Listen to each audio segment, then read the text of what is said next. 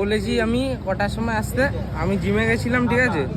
এখন বাজে তোমার 8:44, ঠিক আছে, 8:44 বাজে, দাঁড়াও, 8:44 বাজে। আমি ওকে বলেছিলাম যে আমি বেরিয়েছিলাম কটায়, 8:10, তাই না? হ্যাঁ, আমি 8:10 বেরিয়েছি। আমি বলেছি ভাই তাড়াতাড়ি আয়, এক কাপ চা খাবো, চা খেয়ে চলে যাবো।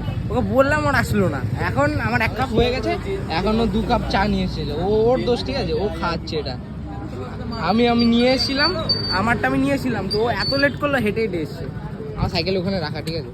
এখন কেমন মাথা গরম হয় যে কোথায় চলে যাচ্ছি, কোথায় কোথায় চলে যাচ্ছে, ঠিক আছে। মানে আমি ভাই এত কষ্ট করে আসলাম, ওর বাড়িতে বসে রয়েছে, ঠিক আছে, তা তো ওর কষ্ট। এরকম ভাই লাইফে হ্যাঁ? বিশাল কষ্ট। ওর কোনো কষ্ট নেই ভাই, গার্লফ্রেন্ড আছে, সব আছে, ঠিক আছে, তারপর নেই কষ্ট